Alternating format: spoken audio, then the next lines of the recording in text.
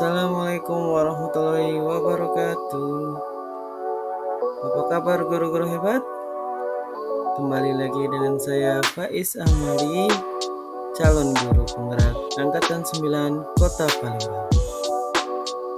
Pada kesempatan ini, saya akan menyajikan tentang demonstrasi kontekstual modul 1.3 visi guru penggerak terkait model manajemen perubahan pendekatan inquiry apresiatif Bagja. Tujuan pembelajaran kita kali ini yang pertama, calon guru penggerak praktekkan penerapan paradigma inquiry apresiatif untuk mengidentifikasi potensi diri dan membuat kalimat prakarsa perubahannya. Dan yang kedua, calon guru penggerak menyusun Bagja menurut kalimat prakarsa perubahan diri yang telah dibuat untuk kemudian menjalankannya. Apa itu paradigma inquiry apresiatif? Inquiry apresiatif atau disingkat IA merupakan pendekatan manajemen perubahan yang kolaboratif dan berbasis kekuatan. IA menggunakan prinsip-prinsip utama psikologi positif dan pendidikan positif. Pendekatan IA percaya bahwa setiap orang memiliki inti positif yang dapat memberikan kontribusi pada keberhasilan. Inti positif ini merupakan potensi dan aset organisasi.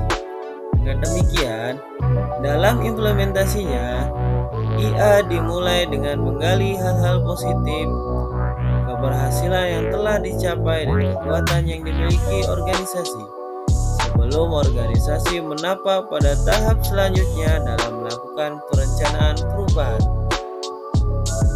Tahapan Bagja dalam inquiry apresiatif diantaranya: B. Buat pertanyaan umum. A. Ambil pelajaran. G. Gali impian. J. Jabarkan rencana. Dan A yang terakhir, atur eksekusi.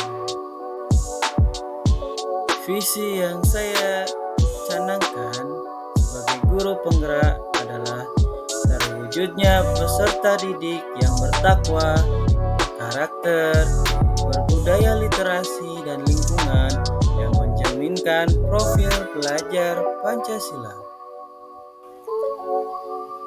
Penjelasan komponen dari visi yang telah dicanangkan. Yang pertama, bertakwa, yang menggambarkan profil pelajar Pancasila dengan dimensi beriman dan bertakwa kepada Tuhan Yang Maha Esa. Yang kedua, berkarakter, yang menggambarkan profil pelajar Pancasila dengan dimensi gotong royong dan mandiri. Dan yang ketiga, berbudaya literasi, yang menggambarkan profil pelajar Pancasila dengan dimensi bernalar kritis dan kreatif. Dan yang terakhir, berbudaya lingkungan, yang menggambarkan rasa nasionalis, mencintai lingkungan, yang termasuk dalam profil pelajar Pancasila dimensi berkebinekaan global. Dari visi tadi, saya mengambil prakarsa perubahan berupa meningkatkan budaya literasi di SD Negeri 23 Palembang melalui program pojok baca dan pembiasaan guna mewujudkan peserta didik yang bertakwa, berkarakter, berbudaya literasi dan lingkungan yang mencerminkan profil pelajar Pancasila. Berdasarkan alur baca, tahap pertama dalam menentukan prakarsa perubahan yaitu membuat pertanyaan umum yang dimana terdiri dari pertanyaan bagaimana cara menemukan karakter gemar membaca. Kemudian tindakannya itu sendiri berupa berkoordinasi dengan kepala sekolah dan perpustakaan sekolah.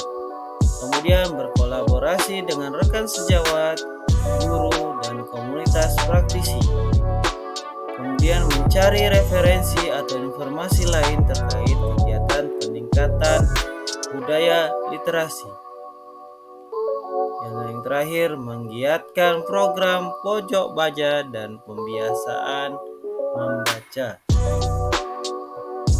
Tahap selanjutnya, ambil pelajaran, yang dimana terdiri dari pertanyaan, adakah praktisi yang sudah berhasil dalam melaksanakan program literasi di kelas?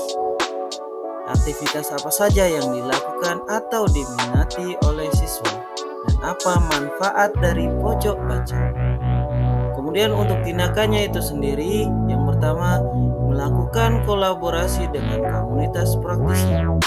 Melakukan observasi pada praktisi terkait aktivitas yang sudah dilaksanakan untuk meningkatkan budaya literasi.